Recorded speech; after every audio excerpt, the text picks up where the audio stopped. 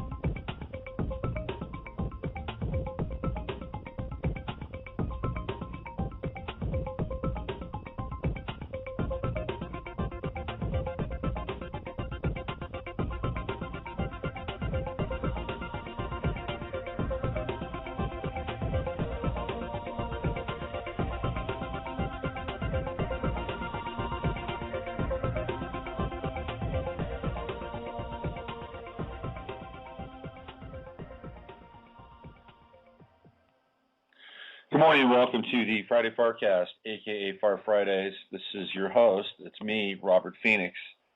And buckle in. We're going to have a great show today. We're going to stare down this ongoing disaster of the Costa Concordia, which is not going to go away anytime soon. The ship has now been determined unsalvageable. And some of the estimates that are coming in for the Costa Concordia in terms of insurance, get ready to hear this: $1 billion. $1 billion. This is from the MSN UK. I'm going to read this to you. Oh, by the way, Jay Weidner is going to be on the show today. I got to bring that in very quickly at the top of the show, and I'm totally looking forward to having Jay on. He was one of the first guests on the show. By the way, the 2-year anniversary Free Association Radio takes place in February, and I'm going to try to get some cool things happening for that, maybe a giveaway or two. So stay tuned, keep posted. So Jay's going to be on just after 11, and I wanted to talk to him about the shipwreck, and he said that he doesn't really have a lot of info on it, but he's got a lot of info on 2012. So we'll be talking to Jay about 2012, and we'll also be talking with him about Ron Paul. He's got some interesting things to say about Ron Paul. We're going to try to kind of peel back the layers on Ron Paul a little bit and find out if he's electable, number one, and if he's not electable, then what kind of impact he has on our culture as a messenger of sorts, because his message is getting out there. So anyway, Jay, at the top of the hour, 11 o'clock or thereabouts. So this is from the MSN site, UK MSN, and this is from today. This just actually says the 16th, came out 4 days ago. But I'm assuming that the estimates are close. They may be off by a couple $100 million. Well, maybe not that much. The sinking of cruise liner, the Costa Concordia off the coast of Italy, could leave insurers with a $1 billion bill. That's 650 million euros. I think the highest I've seen it estimated at right now in terms of the insurance costs are 500 million euros. But even if that's the case, it's still approaching $1 billion. So the amount would be a record for a shipwreck, dwarfing the claims for the infamous sinking oil tanker, the Exxon Valdez, in 1989. At least 6 people died when the Costa Concordia struck rocks off the island of Giglio on Friday night. More than a dozen of the 4,000 passengers originally on board are still missing. I think the missing is now up to, I think it's 11 missing and 23, or 11 dead and 23 missing. we'll check in on that after this story. With the ship having capsized in shallow waters, the authorities are continuing to search for survivors while trying to contain the threat of an environmental disaster. The liner was carrying, check this out, 2,500 tons of fuel. This ship had just started its journey. I mean, they just pulled out, and they were coming around, and we're going to talk about what might have happened on this ship. I don't necessarily buy the official line. I rarely do anyway. But keep in mind that they were trying to theoretically buzz this island at night. At night. Now, why were they buzzing the island at night? Because the head waiter's sister lived on that island, and she'd be a little tiny dot waving her hand in the dark. It makes no sense at all, unless the captain is completely deluded. Now, there are reports of the captain being kind of he was gung-ho, and that he was a kind of a hot rod cruise ship captain. I mean, how hot roddy can you get with a freaking cruise ship? But there was an urgency and expediency that these guys had to get off that ship, which is strange. Like, they couldn't wait to get the hell off that ship. All right, let's go back to the story. 2,500 tons. It's a lot of fuel. That area in Italy is an eco, like an eco park. I mean, there's a lot of endangered species off the coast of that island. And this could be just a real disaster for that part of the world. Those people, their economy, forget it. If they're fishermen, it's screwed. This is kind of like another BP oil explosion. With the ship having capsized, we read that the Italian government, the Italian Environment Department has said it will declare a state of emergency after announcing that fluid appeared to be escaping from the wreck.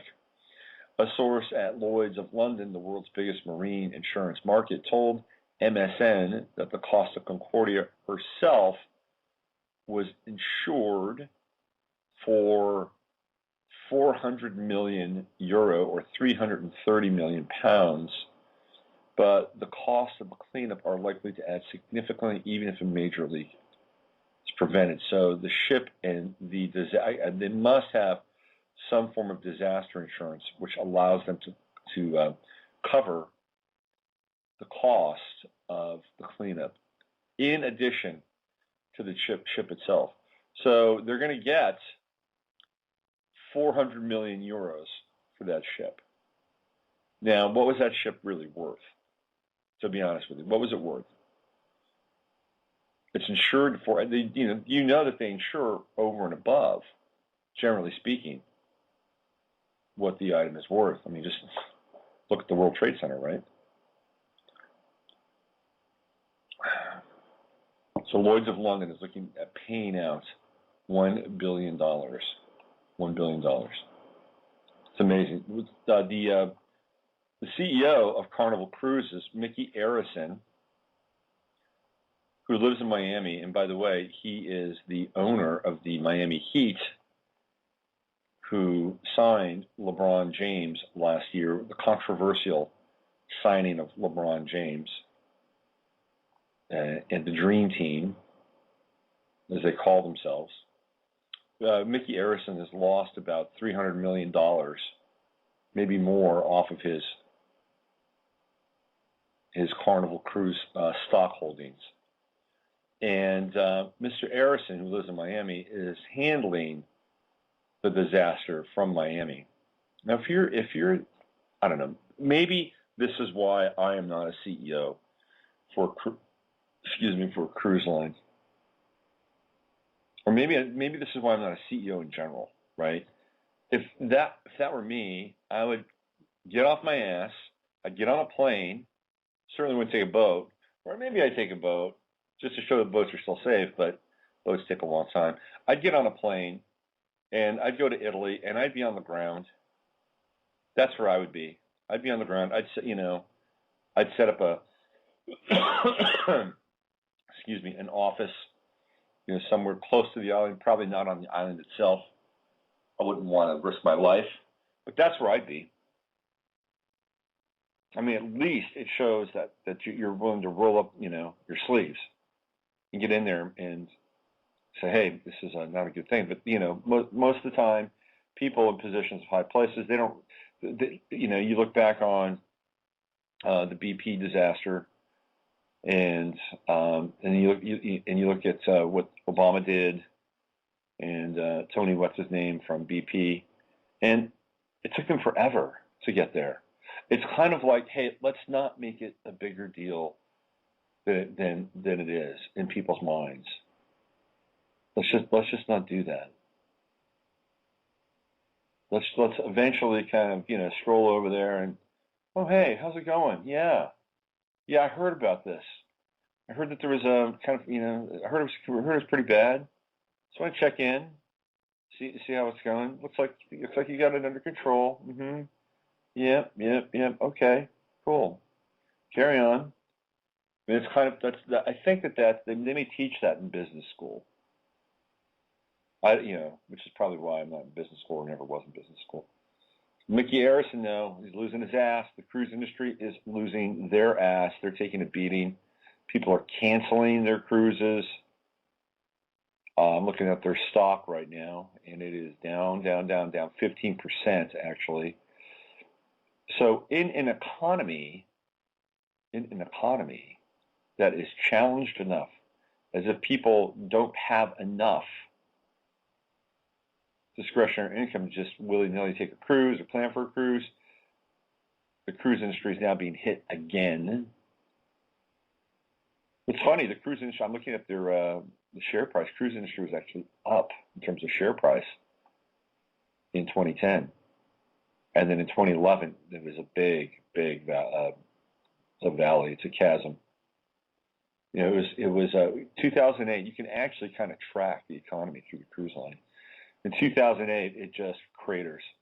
Of course, that's when we have the TARP and the bailout and all the attendant freak out around that. And it kind of recovers a little bit. People realize, hey, they didn't wipe out all my savings. So it goes up a little bit in 2009. Towards in 2009, it's climbing. 2010, it's almost back to 2005 levels, not quite.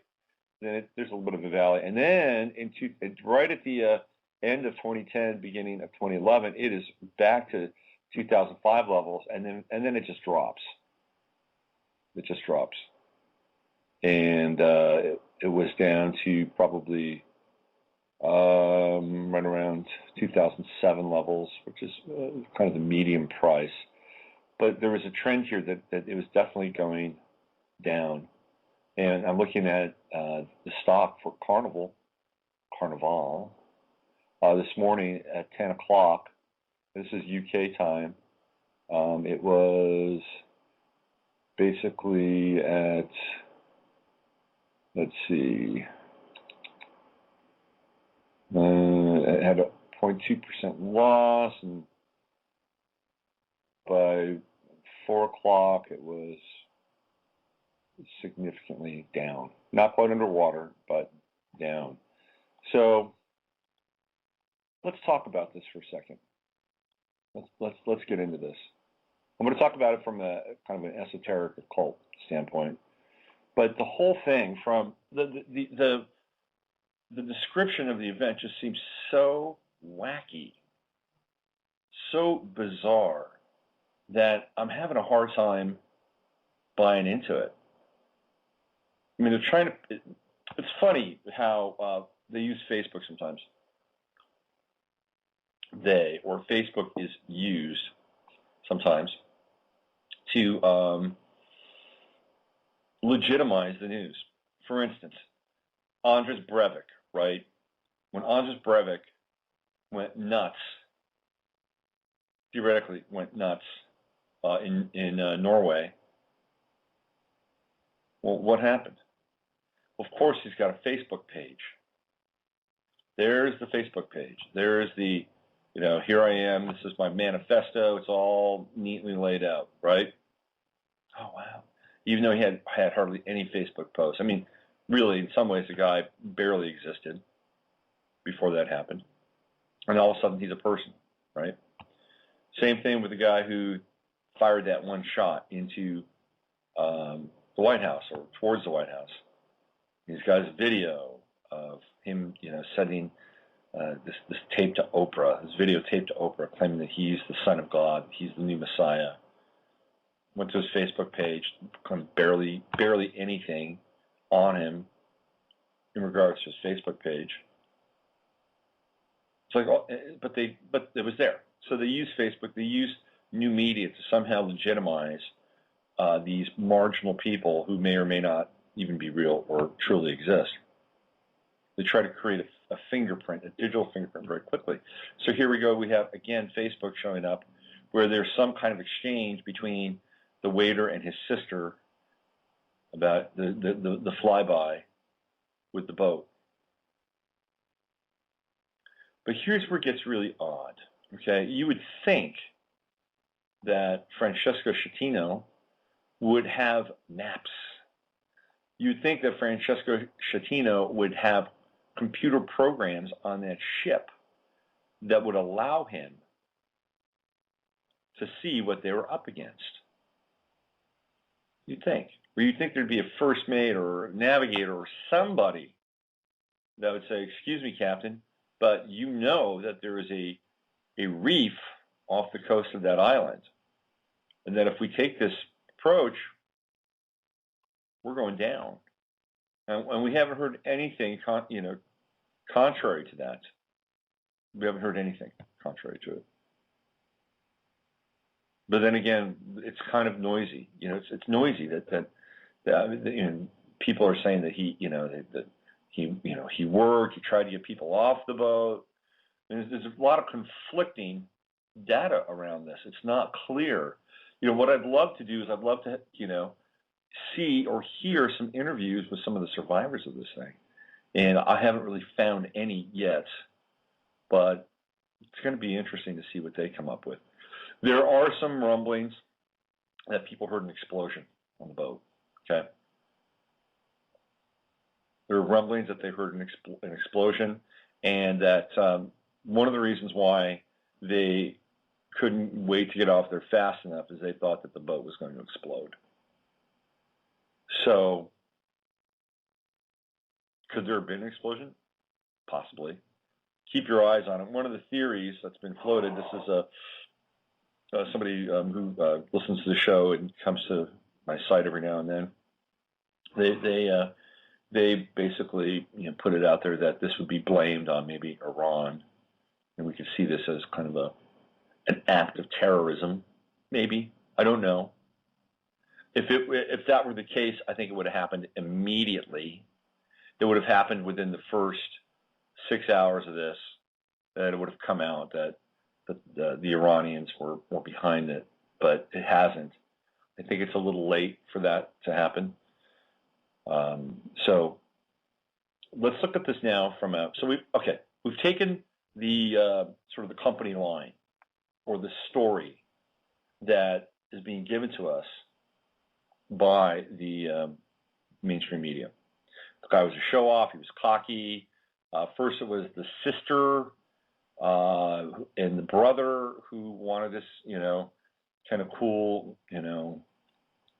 family reunion, waving to each other at sea. And then in comes Dominica Sermotan, who is a 25-year-old hostess who, by the way, is not working. She's just there for the cruise and probably to sleep with the dashing and daring Francesco Schettino.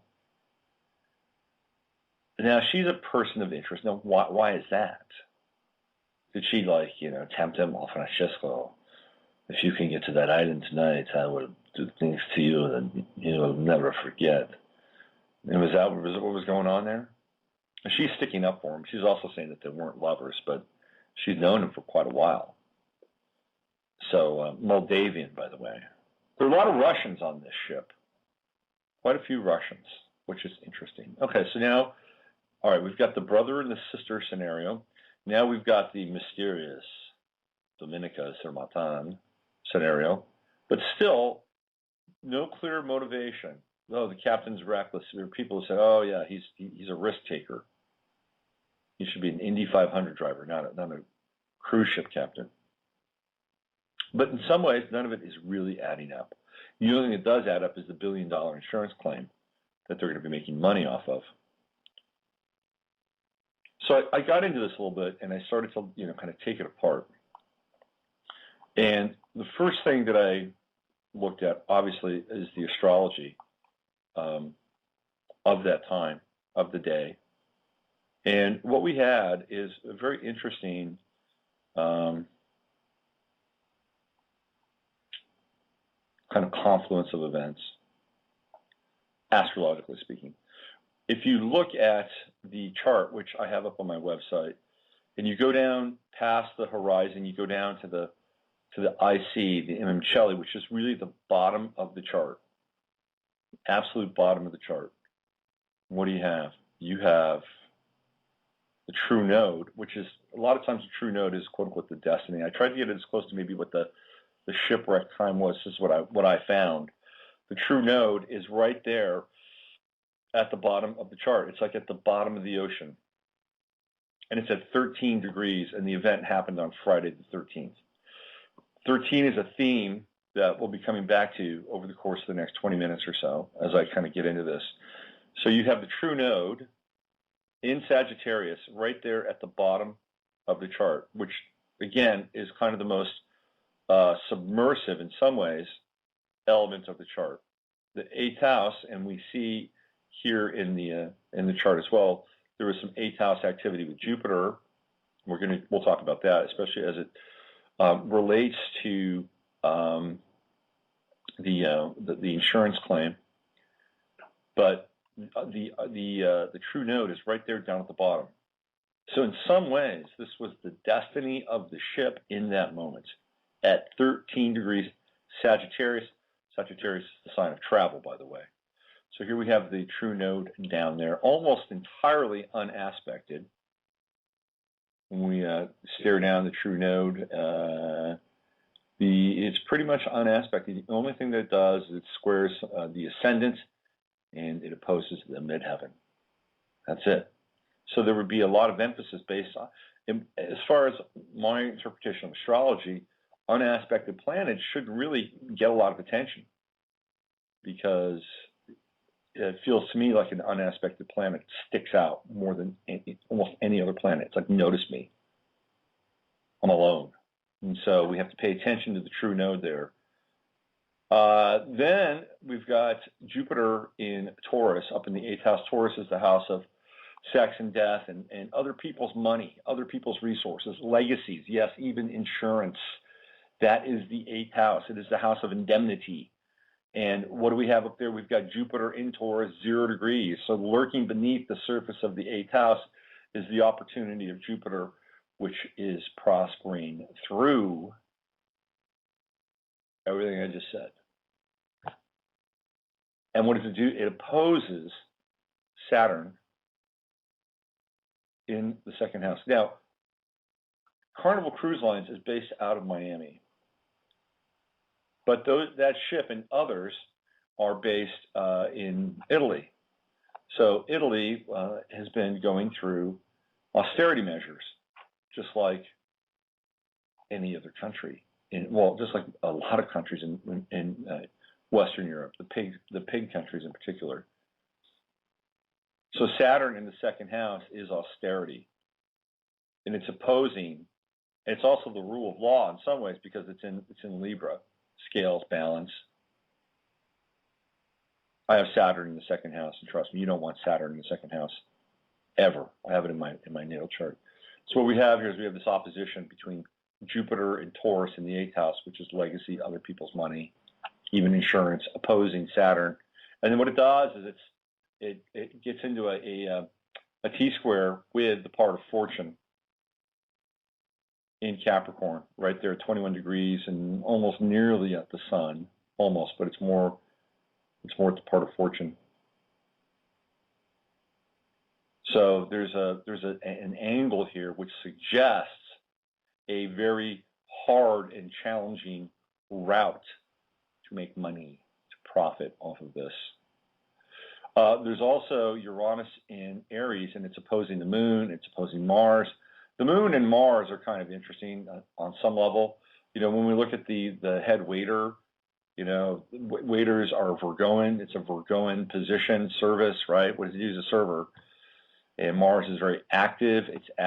Mars in Virgo is a little nervous. And then we've got the moon right next to Mars at 20 degrees, right on the ascendant, theoretically. That could be the sister opposing Uranus and Aries in the 7th house, which is brash, which is impetuous, which could be Shatino. I mean, there's definitely an angle there, but I also think that the moon on the ascendant kind of occludes our ability to really see this from a clear perspective. There's something about this event that is, it's very mysterious and clouded in terms of how we can break the event down.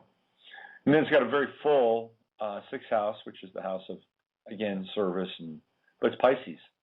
What do we see over there? We see Chiron, and there's Neptune at the beginning of the house. So, it's a very strong Piscean connection, in the 6th house. I mean, what happens on a cruise ship? You get served a lot, right? I mean, it's not just the head waiter; it's all these other people.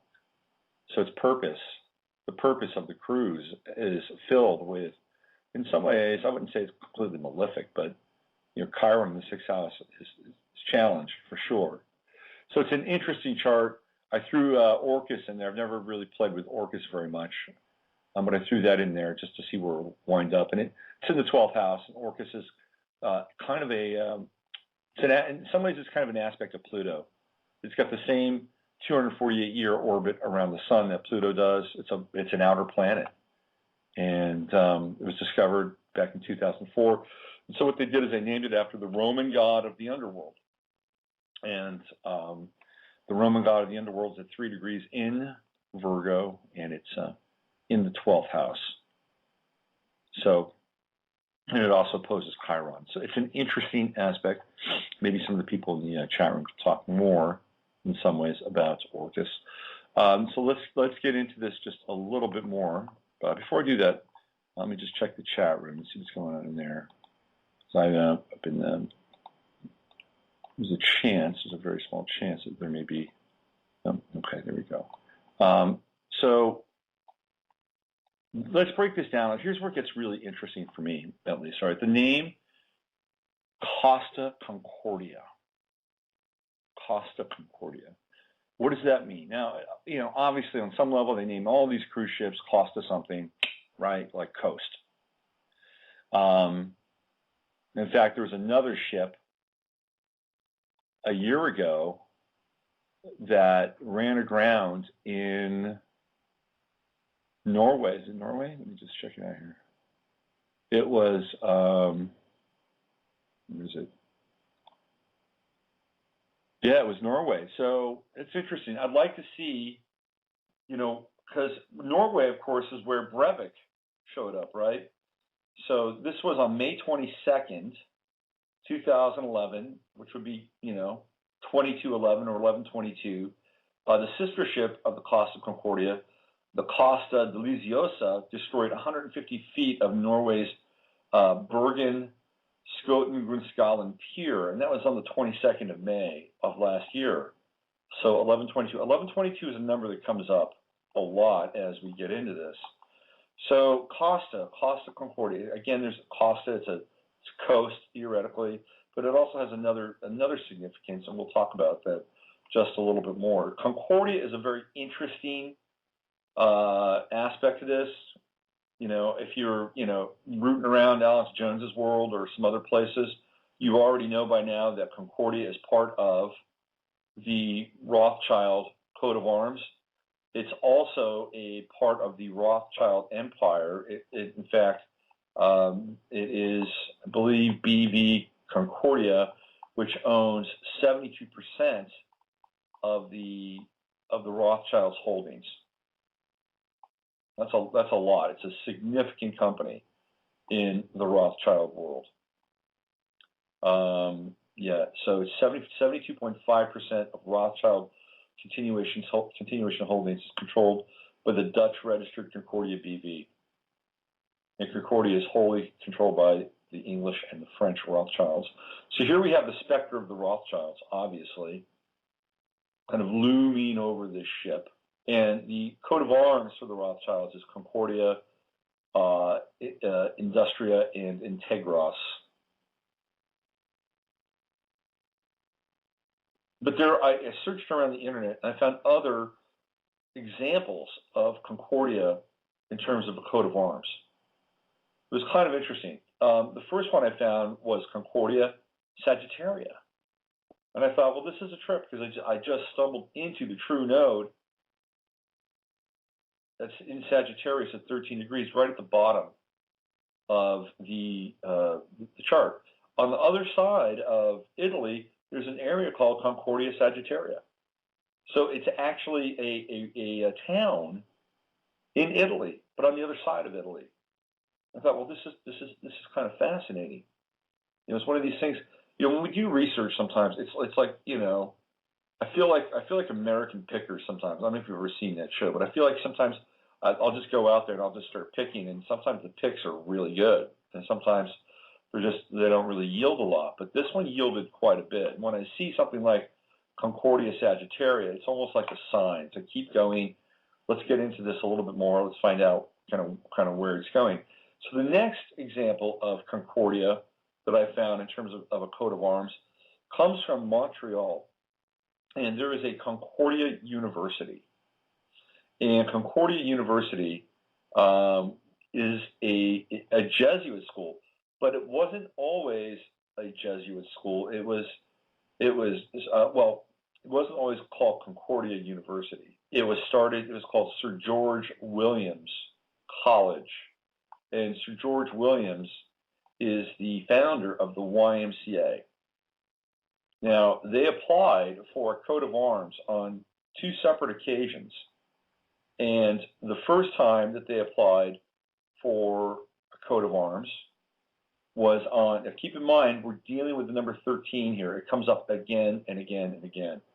The first time they applied for a coat of arms was December 13th, 1937. That's when they sat down and said, look, this is what we got. This is how it looks. And they sat down with the Board of Governors on December 13th, 1937, and bang. They had their coat of arms. Okay? They wanted to change it again as time moved on, and they want to, I think, incorporate more of the Concordia or the Jesuits' influence. So again, they decided to have the Board of Governors approve it. And in 1974, George Williams College changed their name to Concordia, and with it, a new coat of arms. And this one is decidedly more different than the first one. And again, the Board of Governors approved the new crest on the 13th of February, 1975. So here we see this pattern, right? The first one was approved on the 13th. The second one was approved on the 13th. And Ignatius Loyola, who is the founder of the Jesuits, and the Jesuits are basically are the knights of God. They're the soldiers of God. Well, he is the 13th and the youngest son of his family. So here we have the number 13 come up yet again as part of this. And when you look at the crest of Concordia from the university, you'll see clearly the Jesuits are very into Sol Invictus in the image of the sun. They're sun worshippers. If you look at this, you look at their coat of arms, there's absolutely zero reference to anything remotely Christian. It is based on the Roman principles of essentially war and wisdom. So you have Sol Invictus at the top, and then right on top, right just above that, there's an inverted triangle. So the inverted triangle is the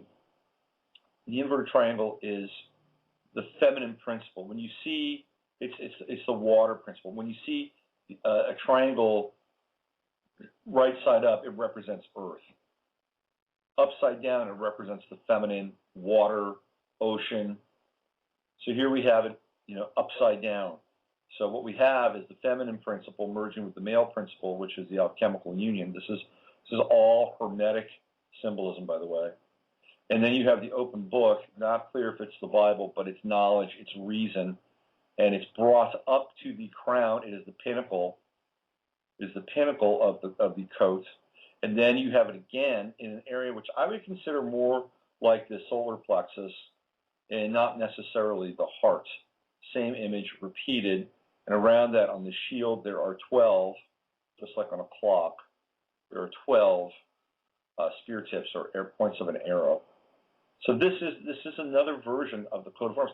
So the Jesuits now insinuate themselves into our story. We begin to see the Jesuit connection.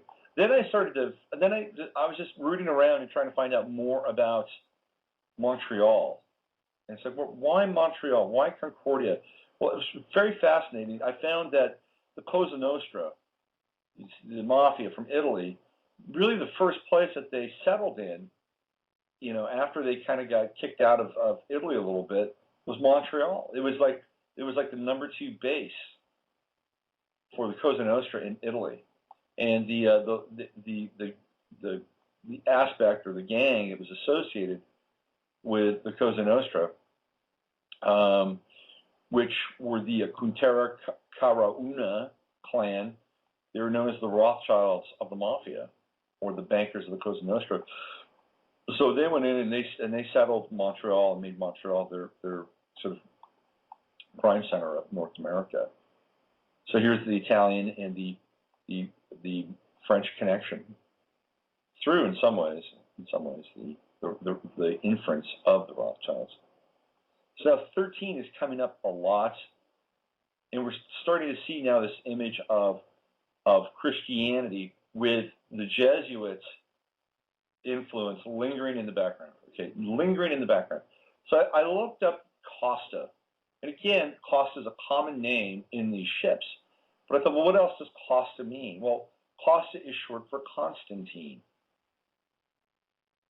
And Constantine was the first Roman emperor to embrace Christianity. And what Constantine did is he basically opened up the tolerance for all religions, not just Christianity, but Christianity, of course, was the flavor of the day. And there's always a strategic element to whenever an emperor does this. But Constantine, bright guy, and considered one of the most pivotal figures in the world, in the history of the world. And what we see with Constantine, for me, is the birth of the Piscean Age. This is where the Piscean Age really, incarnates into the flesh when Christianity is accepted in the year, was it 313? It was the Edict of Milan. Again, this is all focused around Italy, right? Constantine, Milan, it's all happening in that sphere. And Constantine, by the way, was a Pisces. He was born, 227, 272, right at the beginning of Pisces. And if you break down 227, 272, it's 1111. So now here we have this overlay of Constantine and Concordia. Concordia means harmony, and Concordia means accord. But when you have a ship run aground, it is no longer harmonious. It is discordant, and everything about that experience has been filled with noise and discord ever since we heard about it. So essentially, we have discord, more than we have concord. We have chaos more than we have harmony. Excuse me. Constantine also is a character played by Keanu Reeves in the movie Constantine, which is based on, I believe, an illustrated novel. And I put the poster up on my site, which is kind of interesting, because here we have the cross in the poster accentuated 2 times, once in the name Constantine, the second T, but also at the bottom of the poster, where we have an upside down version or the cross inverted, which is always a satanic cross. So here we have two versions of the cross, one in the form of a gun and a cross, and the other in the form of the T, theoretically the traditional version. Constantine goes to hell. That's what he does. He goes to hell and he fights demons. I'm not sure he's alive as we know it, but he can go in and free people's souls from the clutches of evil. So the theme here is that Constantine goes to hell. And Constantine, as it relates to the ship now, again, Piscean, keep in mind, this is happening, on the water, Neptune in Pisces, very close. Then we have Chiron and Pisces, obviously, playing a role at this time with this ship. And what are we going to be dealing with all the fuel? That's more Chiron and Pisces. Then you begin to look at the people that are part of the story. You have Francesco Schettino. Francesco is Francis, and who are we talking about? We're talking about St. Francis, or at least there's an allusion towards St. Francis of Assisi. Again, Italian. And then you have Dominica Sermotan. Dominica is related to the Dominican order. So now we have the Dominicans, the Franciscans, the Jesuits in the background, and then we have Constantine, who brought Christianity literally into being and started the age of Pisces. They're all part of the narrative now. And what happens? They're shipwrecked. They have run aground. Okay? For me, as I began to look at this closer and closer, it became symbolic. It was a meta event that is basically saying that the age of Pisces is over. This is an announcement at the beginning of 2012 that the age of Pisces is over. It has run aground. And that the age of Aquarius is going to be instituted as a result. You're clearing away the old order to bring in the new, and we can just look ahead to the London Olympics, the Triple X Olympics in July and August. To me, that is the beginning of the age of Aquarius. We'll talk more about that as we move closer and closer towards the London Olympics. I'll try to get some people on that are pretty knowledgeable about that. Love to get Ellis on if we could, if he's well enough. So there's some other stuff that's related to this, right? It's the 100th year anniversary of the Titanic disaster.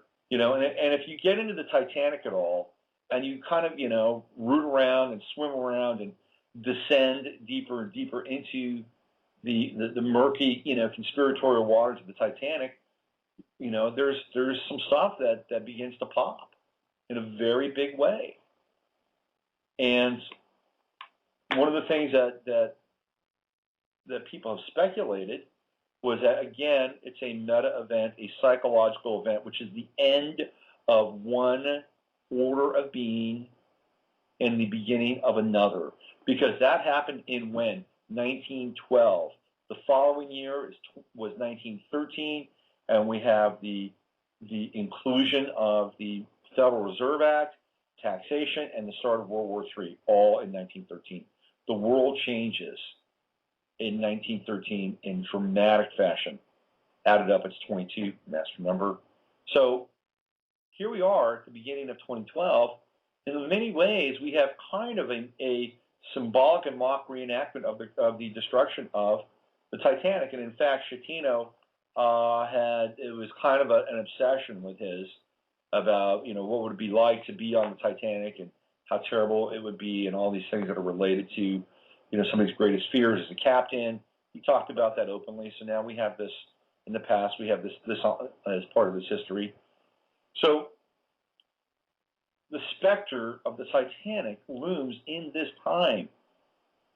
And a lot of times, we're dealing with cycles of 100 centuries, right? And these centuries are kind of important in some ways, in terms of cyclical time and the events that are manufactured and aligned during these, at the beginning and the end of these 100-year cycles. Well, there's a 100-year cycle within a 100-year cycle now when we're dealing with the Titanic. So it's like a century within a century in some ways, marked by this very significant event. The other thing that came up, which I thought was kind of interesting, I found this reference to there's a game and an online community, a movie, and it's extremely popular, Final Fantasy. And Final Fantasy is there's a realm in Final Fantasy called the Kingdom of Concordia. And the Kingdom of Concordia is ruled by a Queen Mother.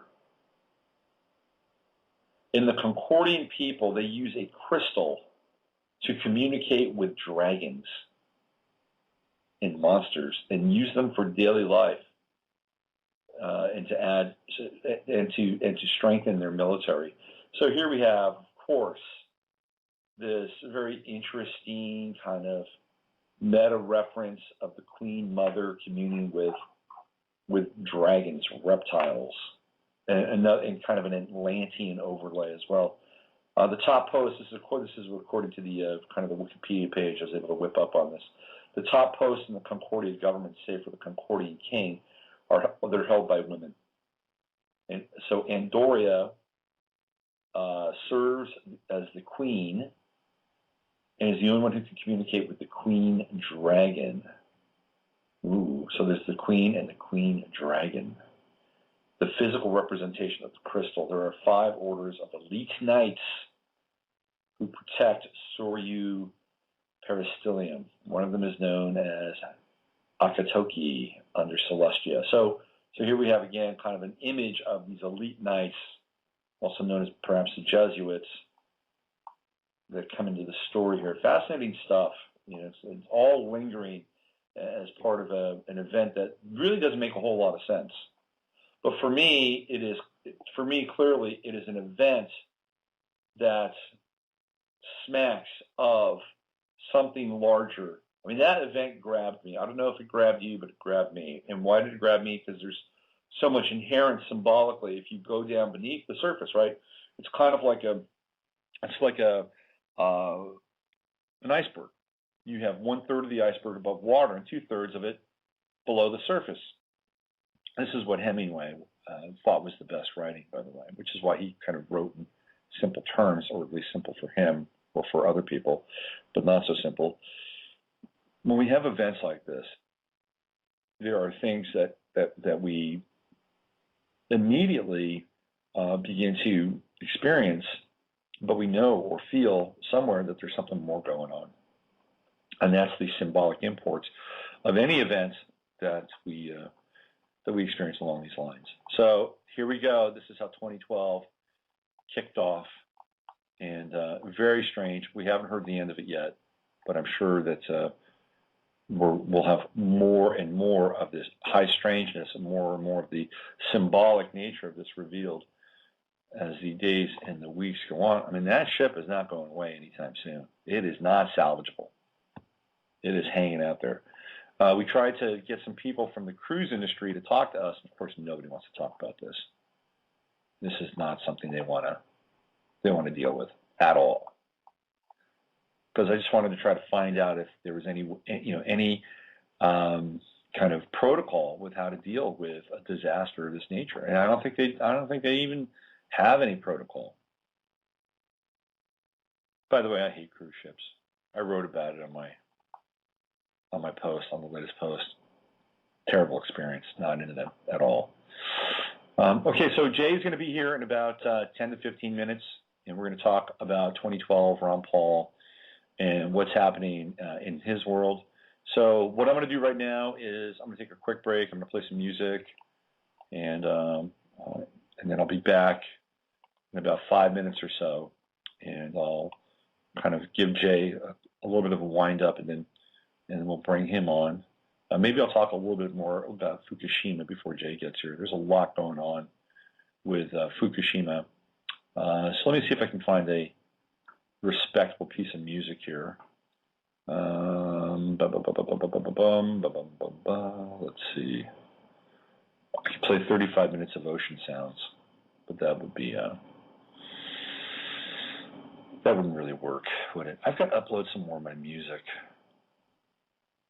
because I don't have enough. Tell you what, let's do this. Let's make it a 3-minute break. I'm going to play Michael Lee Hill, testing 1, 2, 3, and I'll be back in just over 3 minutes, and I'll be bringing Jay on shortly thereafter. You're listening to the Friday Forecast. I'm Robert Phoenix. Michael Lee Hill, testing 1, 2, 3.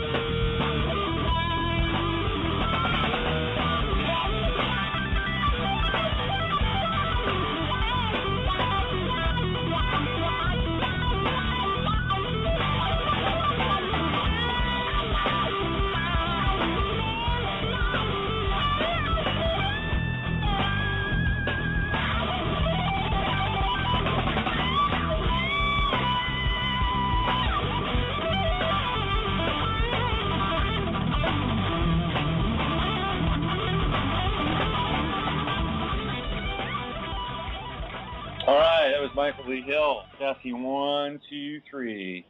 I got a nice little chat going on in the chat room. Let's see. Rebjan63, thank you for joining our conversation today and offering up some very interesting insights. You can go to the chat room right now and you can look at a picture of Dominica Samortan. And let's just see what we have here. What does she got going on in the picture? So there she is next to her captain. And anything else she's got going on here? She's got a little prayer thing going on. This is her 15 minutes of fame. So you can go in and she's born January 7th. Interesting, Pluto and Capricorn. And she's the mother of a 2-year-old girl. I should run a chart on her. I would like to run a chart on Shatino. So this was just a week off of her birthday. She has the same birthday as Eli Manning, by the way. So 2-year-old daughter, huh? Interesting. Very interesting. So the buzz in the chat room is that this is yet another kind of Luciferian mega ritual. Yeah. It feels that way to me. It feels to me like this is clearly a direct manifestation of the end of the age of Pisces. That's what it feels like. Absolutely. And there's other events going on in the world which are troubling. I don't know how many of you have been tracking these bizarre sounds that are emanating from all over the world. I mean, it's like the earth is groaning. I mean, it's very intense. They're hearing them in places like Canada and Costa Rica and Hungary. I mean, all over the place. And these are creepy sounds. They say that they're coming from the sky. I'm not sure if they're coming from the sky, but these sounds are troubling. Let me tell you. So we've got the strange sounds going on. We had an oil derrick explode in Campeche in Mexico, just went up in flames. We had a major fire in Reno. 10,000 people had to be evacuated.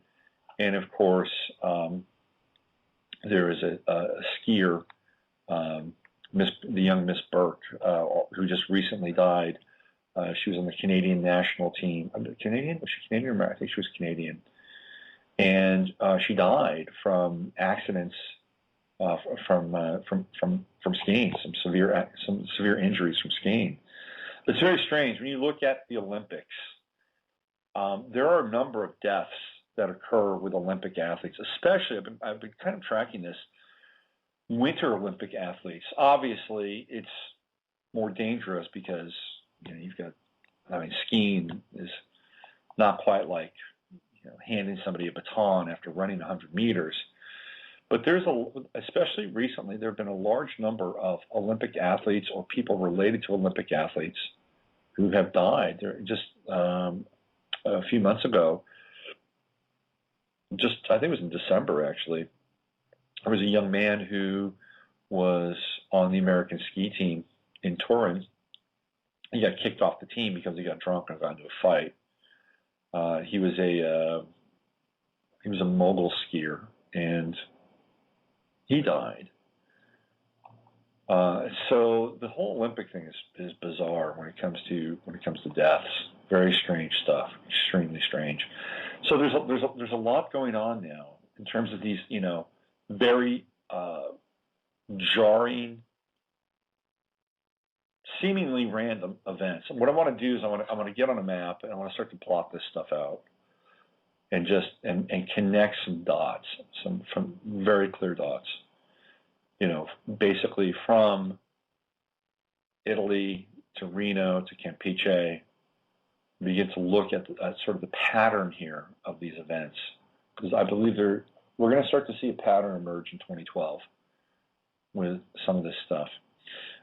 It's almost 11 o'clock here in California, and we're going to have Jay Weidner on in about 5 to 10 minutes.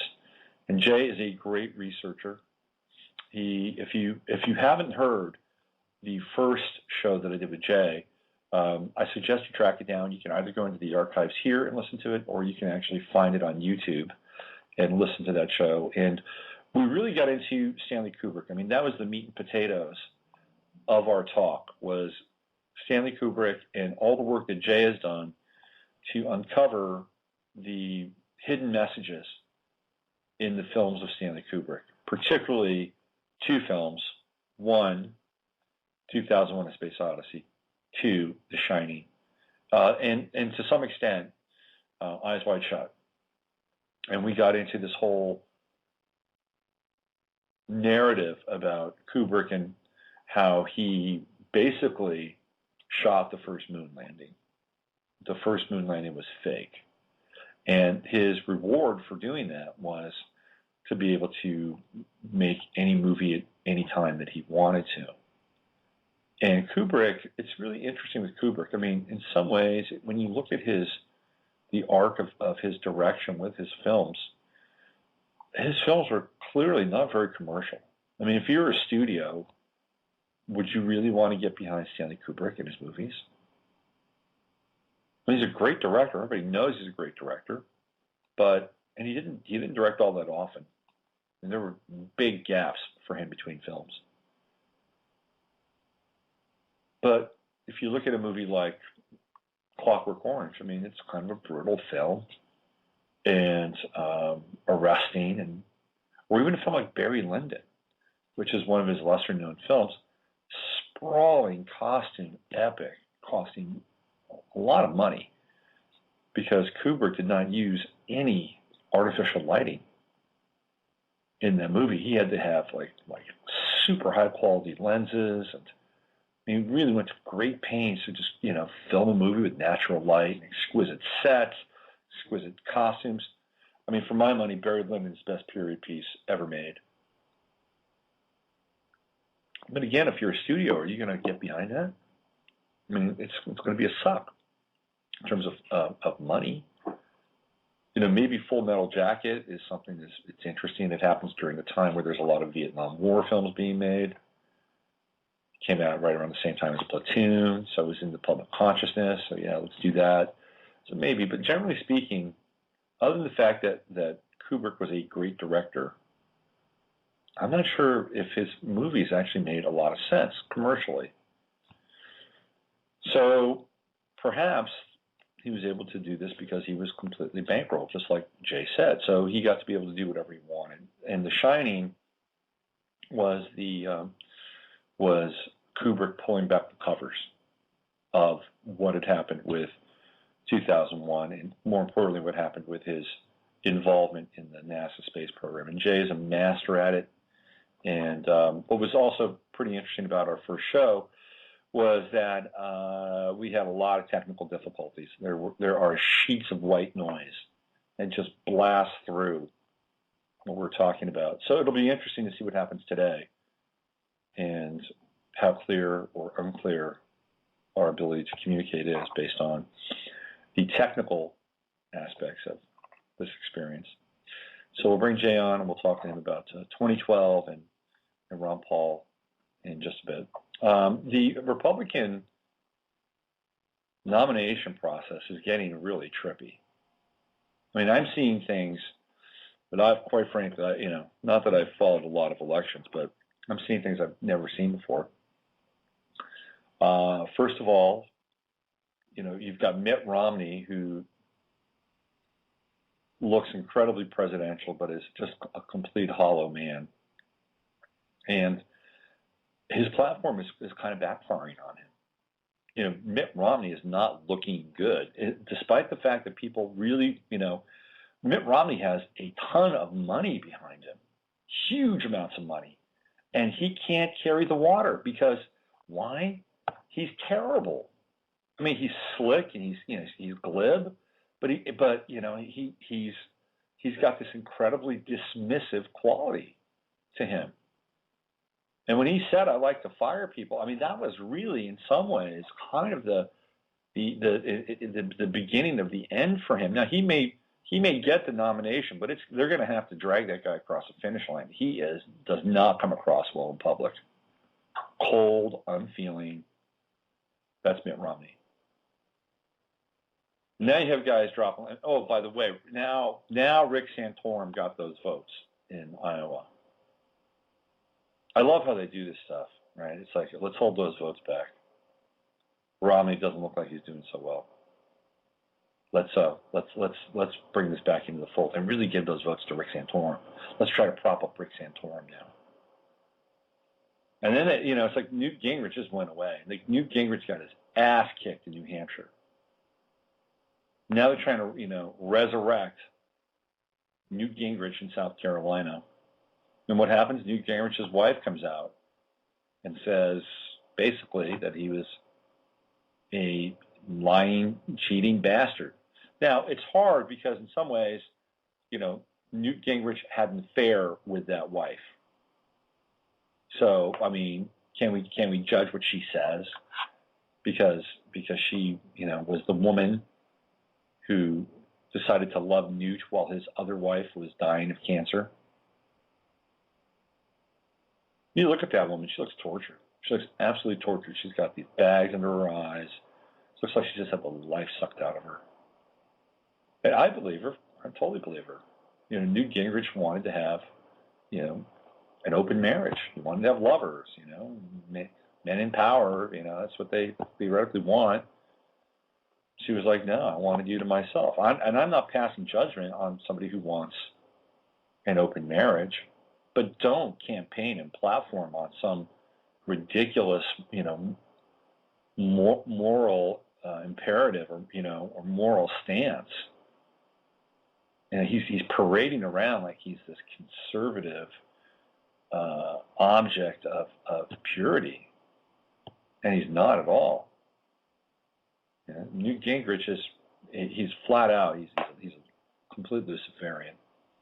And when you drill down, you listen, and you look, and you kind of uncover what Newt Gingrich is really about. Newt Gingrich is really a New Ager, and not in a good way. It's kind of the worst part of the New Age.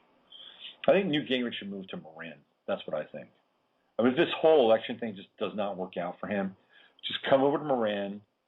And what would I do if I were him? I'd start taking yoga, because he'd have to lose about maybe 30 pounds, okay? He'd have to lose 30 pounds. He could bring his wife, his current wife, because apparently she allows him to have an open relationship. They could get into the polyamorous community in Marin. And the hair would have to go. Now, there are two things that I would suggest for him. One, he'd have to shave the head, and kind of and then maybe grow like a Van Dyke or something, and he could kind of look like the cool, guru type, or maybe just grow his hair long. I mean, he's got a lot of hair. It would be gray, but he'd begin to fit in after a while. He'd have to, like I said, lose about 30 pounds, because everybody in Marin pretty much does yoga and takes care of their bodies. And no matter how much they preach that the form doesn't matter, trust me, it does. So I don't know, maybe Newt Gingrich could do that for a while, turn the tide, and he can, run for mayor of Fairfax or something like that.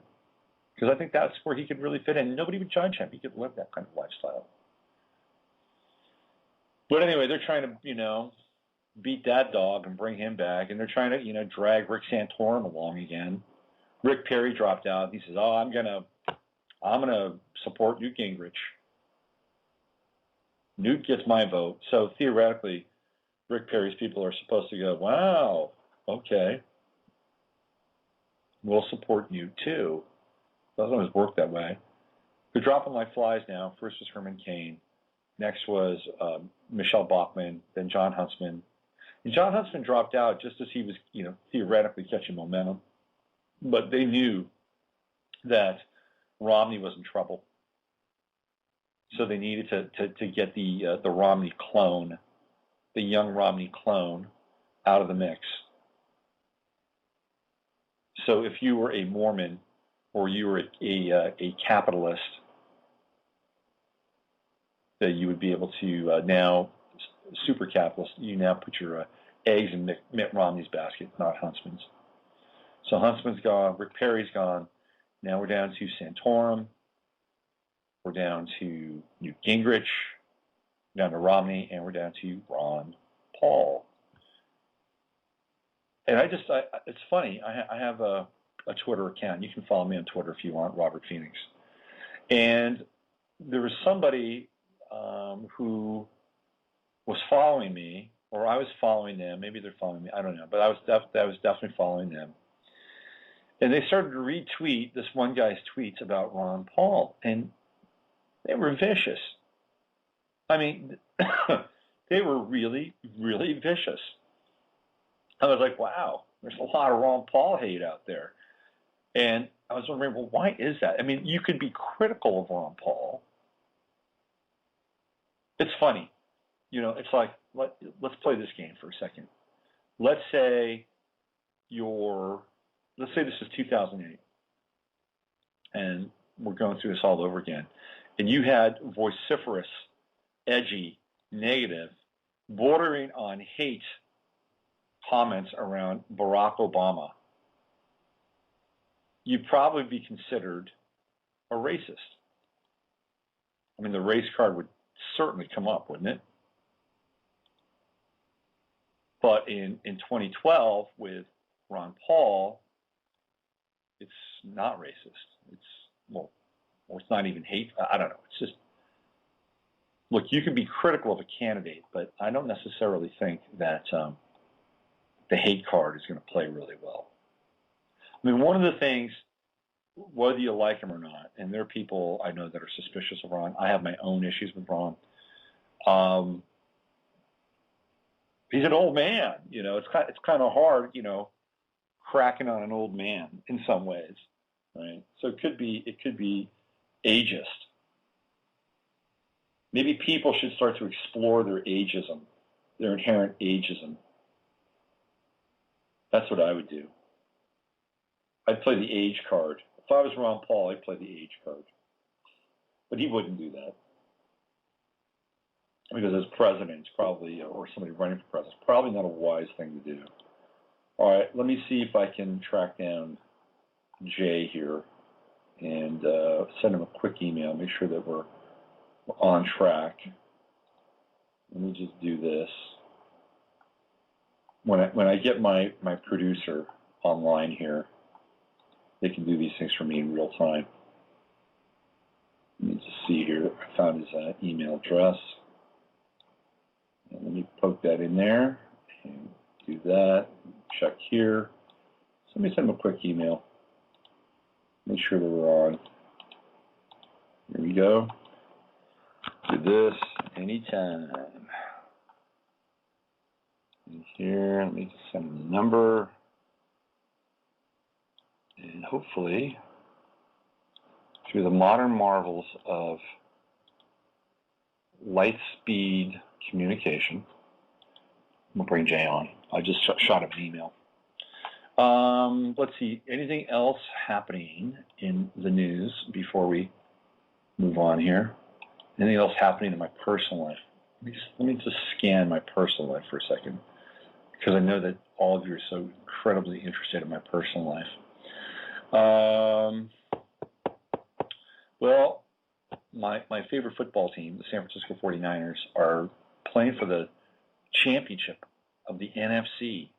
And I always get a kick out of this stuff because living in California, I get to see most of the East Coast media and how they treat us little folk over here in California. And the New York Giants are playing the 49ers, and of course the Giants are the darlings of New York media, and they're owned by the Tisch family, who actually owns CBS. They bought the team from the Maras, and all the East Coast people are predicting a not just a Giants win, but a Giants just massacre. And they're coming here. They're coming to San Francisco. And I one of the things that I talked about this the other day in the show, one of the things that I love about sport in kind of its purity is that there are things that we can derive meaning from and learn from with sports. And as I mentioned on the show on Monday, 2 years ago, it was the San Francisco Giants. By the way, Joe Biden came to town, and he was hitting people up for money. And he got up on the podium and flashed his Biden grin, and he said, "The New York Giants are going to win the Super Bowl." And people just looked at each other like, "Are you kidding? This is San Francisco, you idiot. This is where the 49ers play." And then he said, "Oh, I got him confused with the San Francisco Giants." It's kind of like the scene where the guy is on stage and he's in Detroit and he yells out, "Hello, Buffalo." It's one of those things. It's not getting off to a good start. But anyway, we had the San Francisco Giants, and they were great. They were absolutely great, and a magical season. And it was a bunch of misfits. It was synergy. That's what I learned from the Giants. And they went away.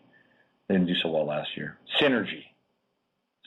And the power of the crowd in some ways is also pretty amazing. Like when people are focused with one intention and kind of one mind, it can be a really powerful thing. Of course, it can be used for control and all the dark and shadowy stuff. But if we can, pull out the best of that. Say, this is what people can do when they're locked in. They can really influence reality in some ways. And I think that that's a really powerful piece that sports can give to us and share with us. So in this manifestation with the San Francisco 49ers, what we have is something very different. It was a group of people who were good, but didn't have the right leadership. And they didn't have the right people to put together the systems and the organizational principles and all the things that they needed to do to succeed. And they finally got those people. And the people came in and they believed in them. And they believed in them without fail, unconditionally. And as a result, the team is now basically 2 games away from the Super Bowl. And it's rare. I mean, sometimes we see these turnarounds happen in pro sports. But this one was really dramatic. I mean, the team was 6-10 last year, floundering.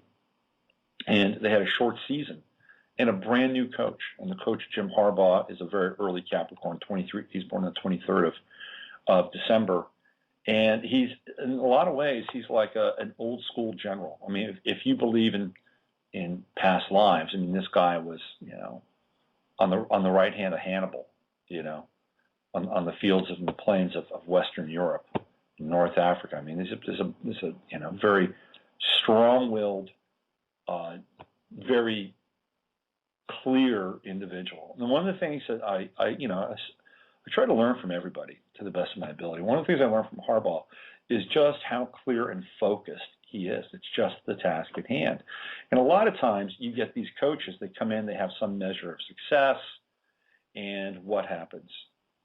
They start to believe their own press, they start spouting off, and you look at a guy like Rex Ryan in New York, and it sounds like a blowhard.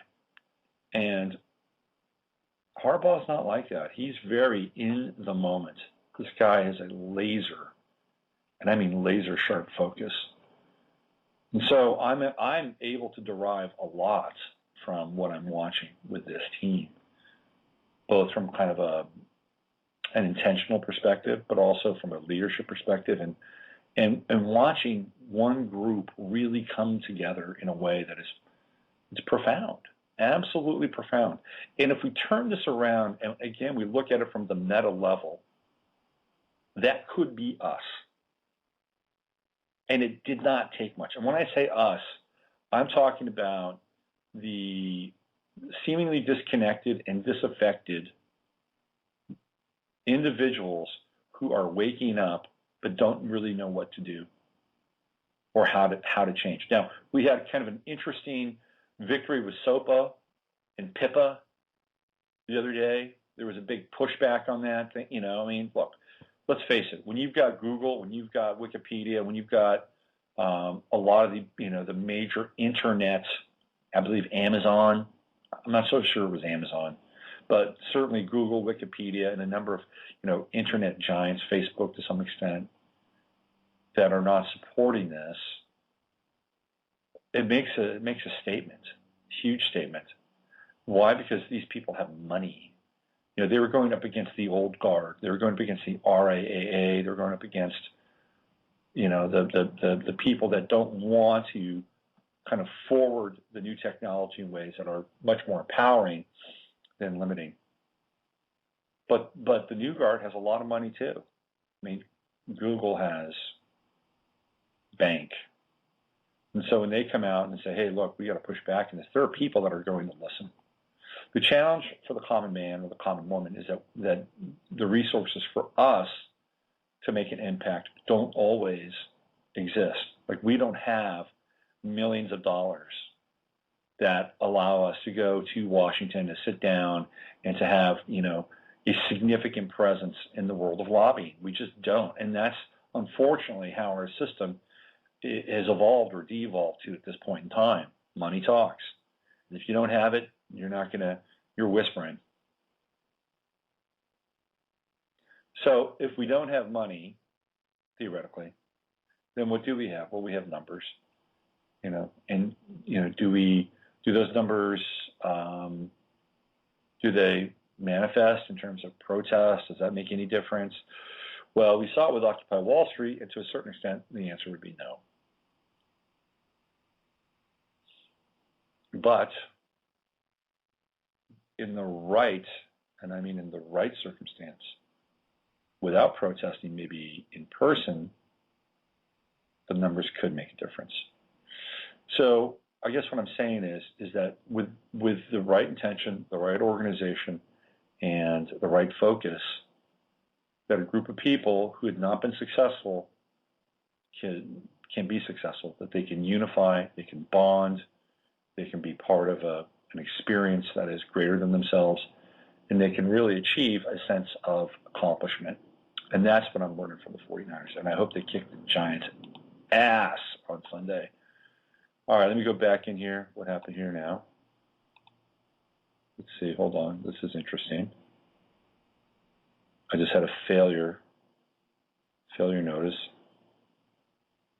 You know what happened? I did not get the J in. So I'm still waiting on J here. I'll just try this again. You do this, J, anytime. Let's try it again. So when I get my high-powered producer in here, I won't have to do this myself. Do it in real time. Let me just throw the number in one more time. Then we can theoretically move on here. So let's do that.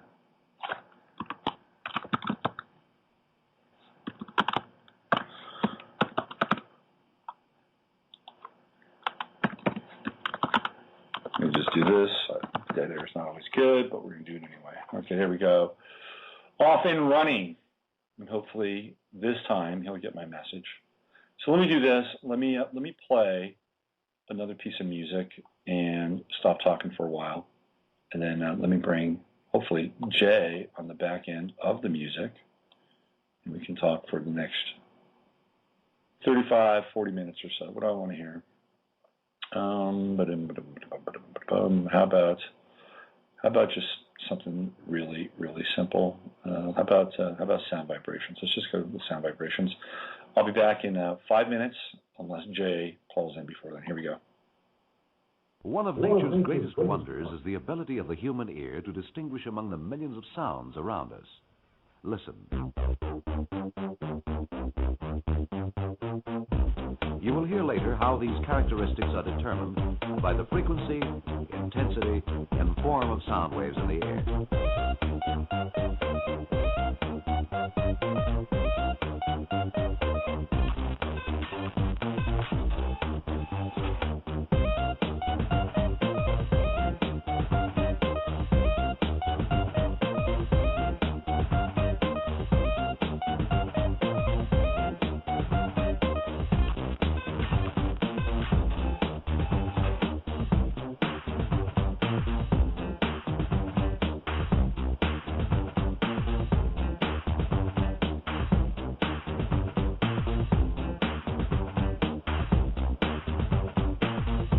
Recognize those sounds? Sure.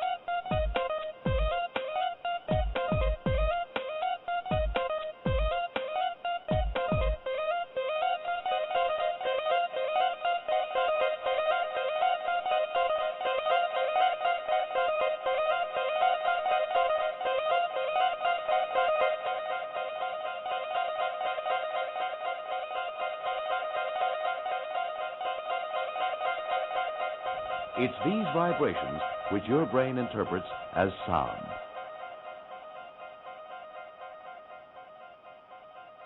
All right, that was Sound Vibrations by my doppelganger, Dominatrix. And it is 11:27 here in Point Richmond, California, where I tell you, it is cold. It got really cold here this last week. So we're talking, for us, California people, 40 degrees. I know, we're wimps, it's true, but 40 degrees around that area is pretty damn cold for us. And we've got cold rain. We've got that nice cold Fukushima rain coming at us. So that's the forecast here in this part of the world. I had a really interesting chat with Molly Hall yesterday, and we were talking about Molly's she's the guide for astrology over at about.com, and I just love Molly's work, and I think she's a terrific writer and a really fine astrologer. And we were talking about what it's like to kind of carve out one's purpose during a time where it doesn't really feel like that there is a lot of future based on our linear arc. So how do you live in basically two worlds at once? How do you have dreams? How do you have aspirations? How do you have intentions while the quote-unquote world around you theoretically is headed in a very different direction? It's a really interesting conversation, and one that I think that a lot of people should have, or it would serve them to have, because it brings us back into this whole concept of being in the world but not of it. And this was one of the things that came through loud and clear in the words of whoever that guy was, back in century zero or pre-century zero. And I think they're words to live by, how to be in the world but not of it. It never meant more than I think now. How can you live your life with the kind of the looming threat of whatever it is that we are being bombarded with, whether it's real or perceived, whether it's the fallout from Fukushima, whether it's the potential collapse of the dollar, whatever these things are, whether it's the specter of 2012, whether it's Project Bluebeam, all this crap that is swirling around. How can you live a life that's meaningful in the midst of it all? This is really, I think, the big question that we all are kind of staring down. How can you multitask through the multiverse? Maybe I'll do a blog post on that. It's an art form. We need to be walkers between worlds. This is kind of where we are now. 1 foot in this world, 1 foot in another world, and more than just 1 foot. Maybe we need 5 feet, 6 feet in various worlds.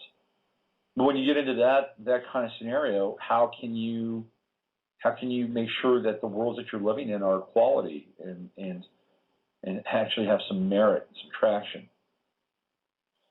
So this is a theme I think that we're all going to be staring down in 2012.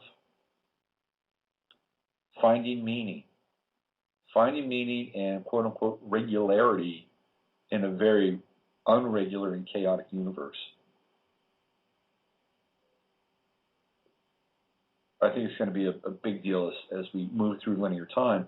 And I bring this up because I'm doing something really mundane tomorrow. I'm signing my kid up for Little League. Here we have Little League, which is just as normal as just about anything else. I played Little League. If my father was into sports, he probably would have played Little League. It's kind of a tradition in America to play some form of organized sport. It doesn't get much more basic than Little League, right? So I'm signing him up for that. Meantime, I'm thinking, he's going to be playing underneath, heavily chemtrailed skies. There's going to be fallout from Fukushima. So I've got all these thoughts going on, and here's my kid just wanting to play Little League. It's really it's a challenge to navigate through, this period in our existence. And I wrote a blog post a few weeks back about Pluto and Capricorn. That if you if you want to be here, if you want to be on this planet, you have to commit on a lot of different levels. And one of the biggest challenges I believe we have is health. We have serious health crisis. Apparently, they have the radiation sickness and the radiation poisoning in Japan is starting to go off the charts. Apparently, there are people in waiting rooms in hospitals where doctors are refusing to treat them because they have radiation sickness, and the frontal lobes of their cerebral cortex are beginning to shrink due to radiation. So their brains are shrinking in Japan, and people are kind of being turned into babbling idiots in some ways. I mean, it's not epidemic yet, but you know, the closer you get to Fukushima, the more you find of this stuff.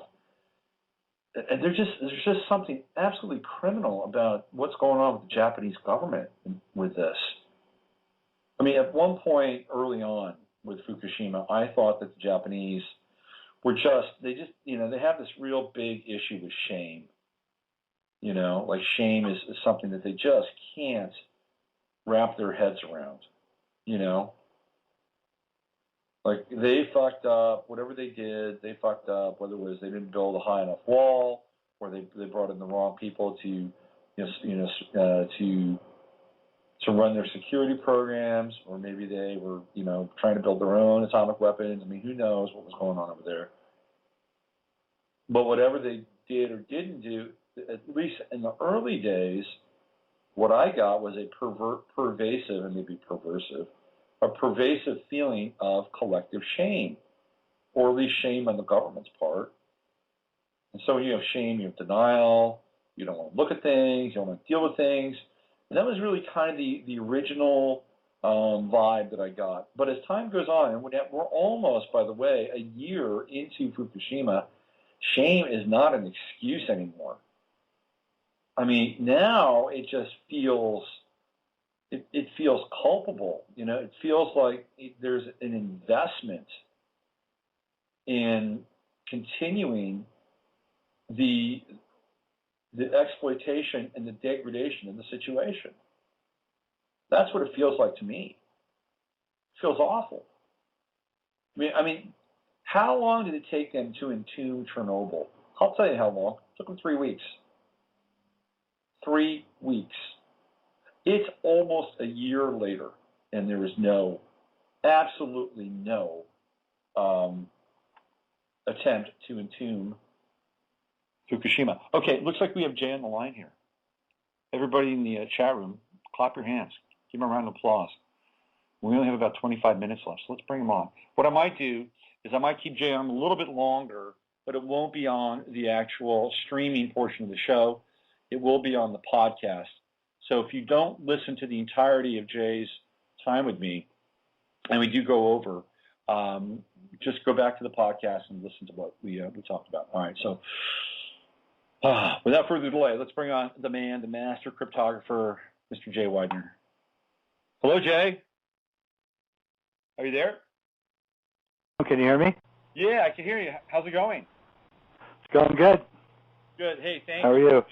I'm great. Thanks for taking time out and being with us and sharing your precious time. I know you're somebody that's got a lot on your plate, and a lot of people want a lot of your time, so I really appreciate you being here. So how's it going? It's going good, busy. I'm working on my feature film. You want to talk a little bit about that?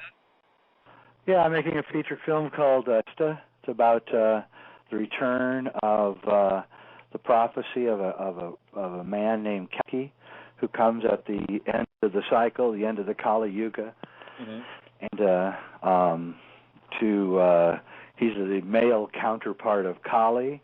His name is Kalki, and he's the prophecy to come. And so he did come, and I've been waiting for him for like 25 years, and so he never made it. So I said, okay, well, I'll just make a film where he comes. So he'll at least come in a symbolic way through my film. So. Is this based on the Gore Vidal novel? No, did he write a novel about Kalki? Yep. Really? Well, I definitely will check that out. You should, yeah. It's kind, it's kind of tongue in cheeky in some ways. It's not. Mm-hmm. It's not. It's not gripping kind of Robert Ludlum stuff, or Arthur C. Clarke. Right. But yeah, you may want to check it out, Kalki. Interesting. Very interesting. I had no idea. So let's kind of jump into things here. You've been tracking, since we're right at the beginning of 2012. You've been tracking 2012 for a while, and I just like to check in with you, kind of initially, to see what your thoughts are around 2012 in terms of the hype, in terms of the reality, in terms of time cycles, and the convergence, kind of the meta convergence of where we are over the course of the next 300 days or so. Right. Well, I mean, I think what you're seeing is, I think you're seeing really and truly the ending of one world and the emergence of another reality, and it's happening right in front of us. And several groups are vying to control that real estate at the end of this process. And then there's a group of renegades who want anyone in control. And the latter group is growing by leaps and bounds, and the former groups are beginning to feel besieged. And this is all because of the Internet forced a great awakening. And so what we're seeing now is the culmination of 20 years of Internet, started in 1992, 93, and now we're at 2012, which also goes in with the last cartoon of the Mayan calendar, interestingly. And so what we're reaching this point is that we're finding out that the people who gave us order, the people who created our civilization, are a bunch of criminals. And now we're on this precipice where we're facing this daunting question is, do we go along with the order created by the criminals at our own peril, or do we overthrow the order and replace it? And so that's what's happening right now. And it's not just 2012. 2012 is only part of it. It's going to be going for a long time. This thing's not going to work itself out until 2020, 2025. And it's going to be bloody and vicious and ugly. And, at the same time, it's going to be wondrous, amazing, because all sorts of things are going to happen all at the same time. And it's already happening. And 2012 has been going on for a long time. And it will be going on a long time. I don't think that you should expect much of anything sudden, but you never know. And the strange sounds that are being heard all over the world for the last month or so, pretty strange, and they're wildly consistent. And I don't know what they mean, and I don't know if it's psyops or is moving and growing, or they're skyquakes or whatever. And but I think it's all indicative of a larger process going on. Yeah, and there's all sorts of really optimistic things going on, not just what's happening on the Internet, even though they're shut it down, but the secrets of alchemy are being released, and there's just a general feeling, I believe, of a general increasing awareness that I would have never dreamed could ever be possible 20, 30 years ago, and I'm watching it, and so a part of me refuses to be pessimistic because I'm old enough to have traveled the distance and know where this world was 20 or 30 years ago. I haven't changed what I'm saying. I've only refined it. But the world of 30 years ago completely banished me and my ilk from any conversations allowed anywhere. And now, we're being begged to speak. And so I think that's what's going on. I think that's the arc, and the arc is right there, and we have to keep pushing it further and further along, and making it even wider and more expansive and more attractive to more people. And pretty soon, I think, when they say something, the establishment says something, I think we're all just going to butt out laughing at them. Right. You think we really believe what you're saying? I mean, yeah. I don't think somebody lies to you. Moment, by the way, I think that moment's coming very close. I mean, when I look at the campaign trail, and you have Mitt Romney just blurt out, "I like to fire people," right? I mean, a comment like that is seemingly innocuous on one level, but on another level, it's incredibly revealing, and it quickly opened up a can of worms about Mitt Romney's relationship with companies that he, hostily took over as head of Bain. And he hasn't really recovered from that moment, in spite of all the millions and millions of dollars that are being funneled to him through Goldman Sachs and a lot of his buddies on Wall Street. I think it was actually a phenomenal kind of utterance, and one that is indicative of kind of the time we're living in. Yeah, I agree completely, and I think that people will continue to utter the truth accidentally. I think that's going to be a thing that just keeps going on here. I think you should be ready for that, and it's part of it because lying is actually anti-natural, and everybody's exposed now. Leonard Cohen wrote a great song, ironically, in 1992 called "The Future," in which he has a line about the future and says, your private life will explode. And everybody's on camera now. Everybody can be seen. And we're learning body language. And we're learning how to read people like we didn't know how. There's a sophistication coming up to the entire human race just from the way that the information is being transmitted, a la Marshall McLuhan and his theories about media. And so as the Internet, which is completely nonlinear, begins to take over from the linear delivery of information, newspapers, books, magazines, and movies and things like that, then you're going to be the human mind itself will become kind of holographic, you might say, in which it's reaching around at all sides to find everything. And so, I can talk to someone and in 1 hour I will have covered,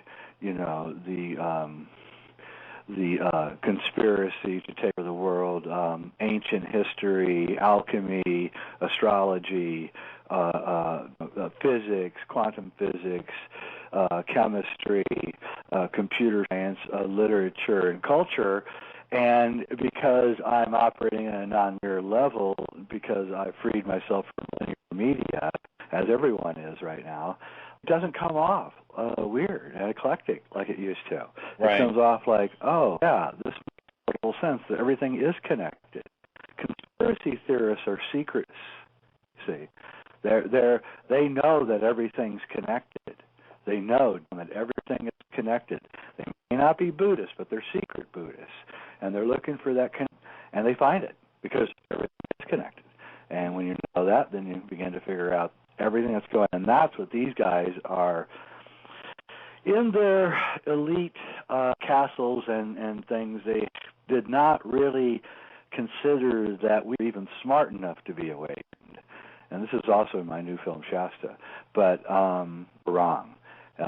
Just like the Israelis thought that the Palestinians could never be smart enough to resistance. Just like white people 100 years ago thought that black were not smart enough to actually be equal with them, so too do the elites not think that we have the mental and gray material upstairs to awaken. And they're completely and dead wrong. And it's happening on a large level.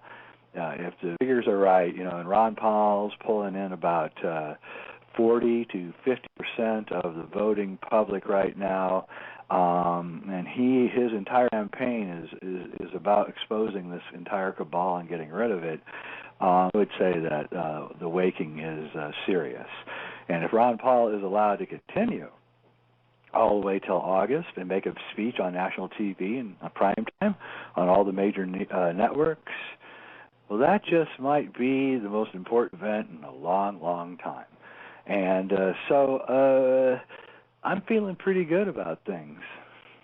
Obama's detention camp nonsense is making me happy because that means that they're really worried about what's going on. Right.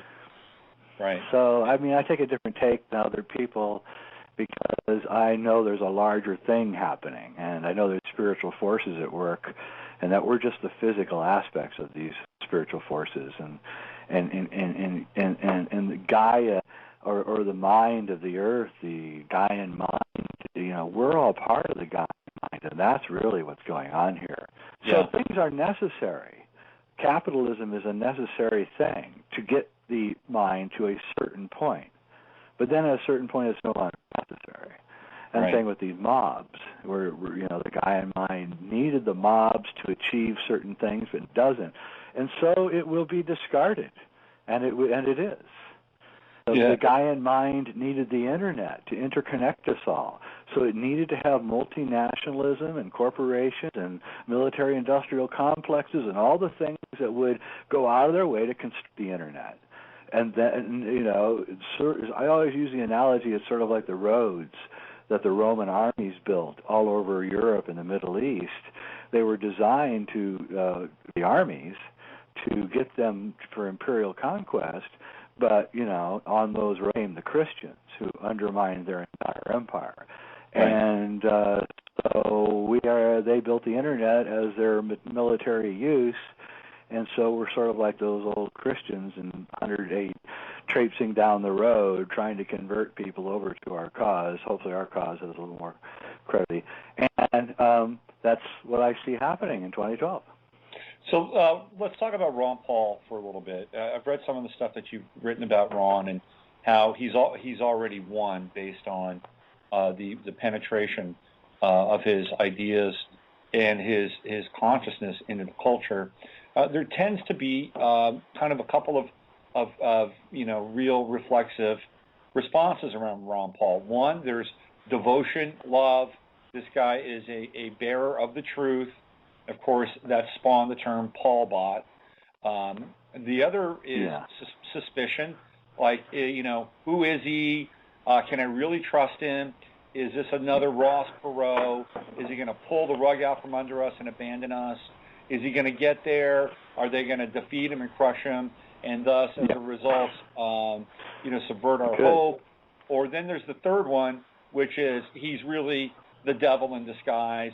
He's a Freemason, and he's going to carry out the next part of the plan. These are the three main takes on Ron Paul. What is your take on him? Yeah. Well, I don't listen to propaganda. I listen to what my abilities to perceive the universe, I rely on them. So I look at body language. I look at the way that people pause. I look at I put values on the words that they use, and then I add up those values to see what they're really saying. And I watch for them to be blinking. I watch for them to look out or to look up. I'm looking at the way their lips move.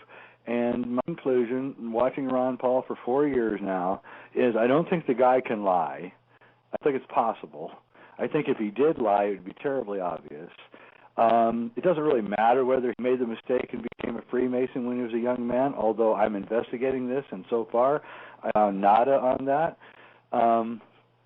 So that doesn't really bother me. You can make that mistake, and then, hopefully they won't kill you like they say they will.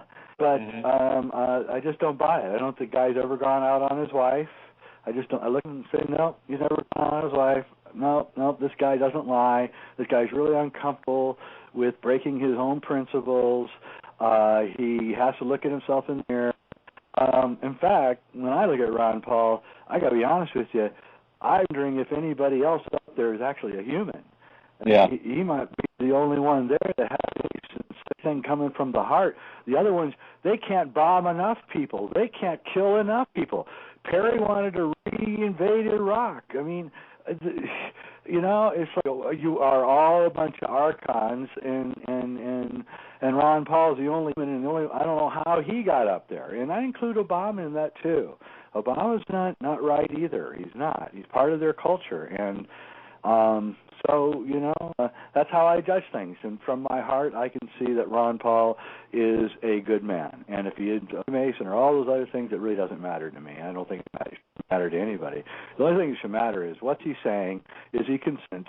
Is he with the criminal cabal, or is he not with the criminal cabal? But the important thing that you can judge someone on is how the media, which is owned by the criminal cabal, judges a man. And if they're judging a man, they're letting him slide, they're not looking at him very closely, then that guy is part of the criminal cabal. And if they're trying to find all sorts of crap about him and saying all sorts of terrible things about him, then that guy is not in the criminal call. And Ron Paul falls in the latter group, and all the rest fall in the former group. Yeah, I mean, clearly, Jay, when we see how Paul has been treated, not only throughout the debates, but also with results, marginalizing him at every step of the way, I don't think that that's just a special effect to cast Ron Paul as an outsider. I believe that they are truly afraid of Ron Paul. Oh, and here's my feeling about Ron is that, you know, I supported Ron intensely 4 years ago. I gave him money, and then when he pulled out, I was disappointed. When he didn't go for the vote recount in New Hampshire, I was disappointed. And it's taken me a while to kind of, you know, come back to Ron in some way.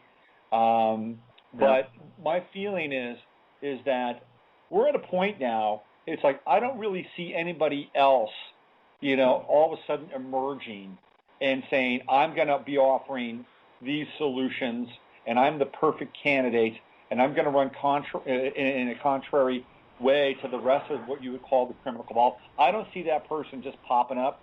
I don't see us spontaneously organizing and taking over the process between now and November. I don't see that happening. So what are the options?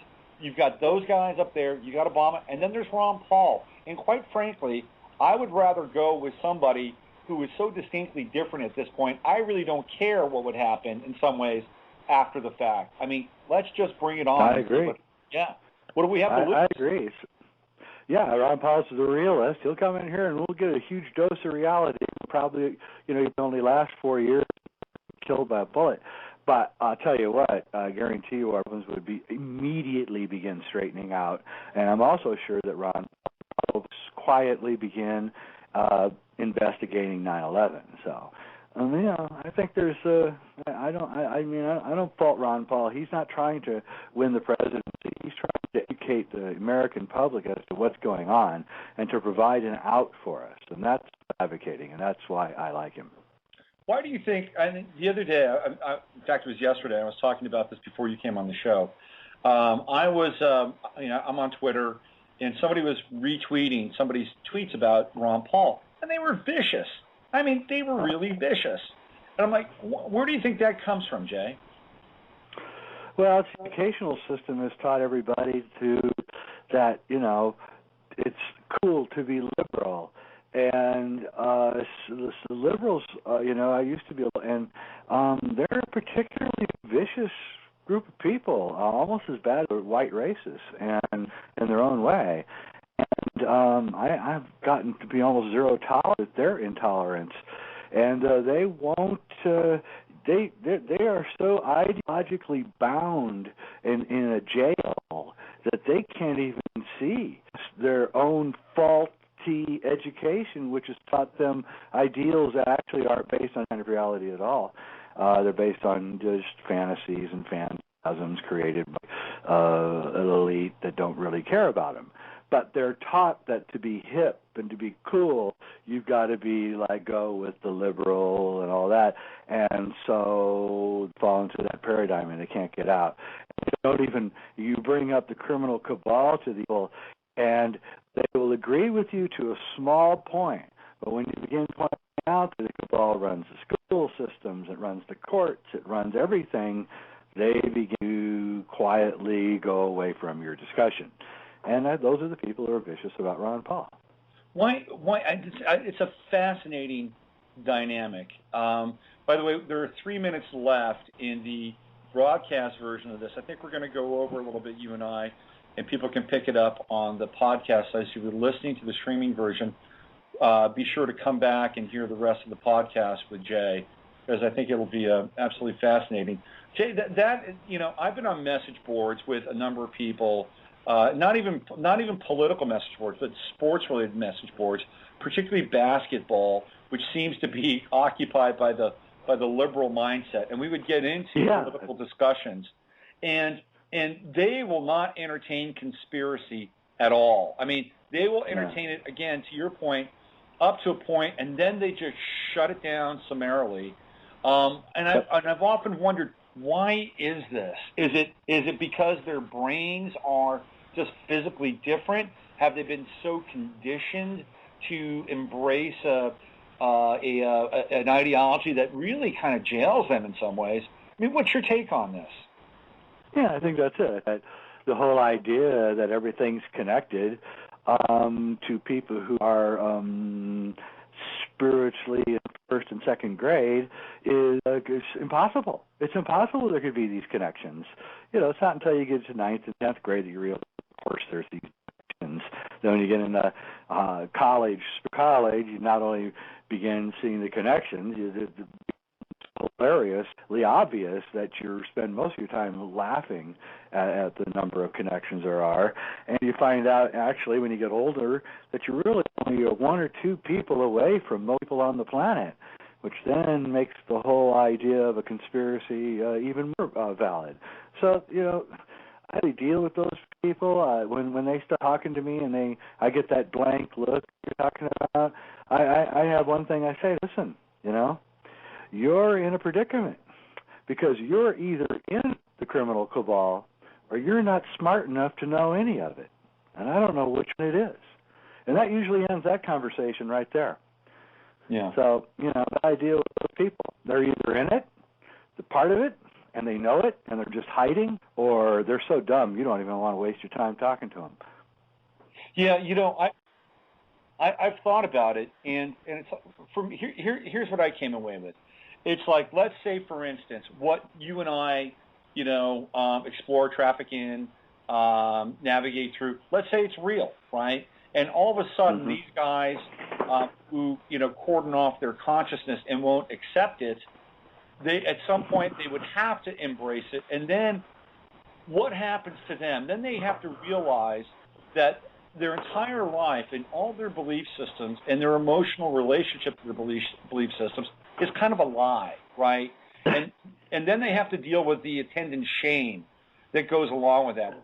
And I think they'd just rather build a wall than attack their shame. That's my take on it. Yeah, that sounds good. Yeah, I would agree with that to a large degree. They have a it's sort of like probably a lot of people who've done things that are unhealthy, and then they convert and then they become crazy. Well, but you have to understand though, these people are not in. They're not advanced souls. They're lower souls. They're young souls. It's only the older souls that begin to figure out the whole dynamic of political conspiracy and connection and everything. And so it's not really. It's like it's like being in 10th grade and chiding someone who's in 1st grade for not knowing trigonometry. So it's not really fair, I don't think, to take people. But when I say that they're so dumb that they don't understand it, that's pretty much what I mean. They're spiritually retarded. Doesn't mean they aren't going to grow.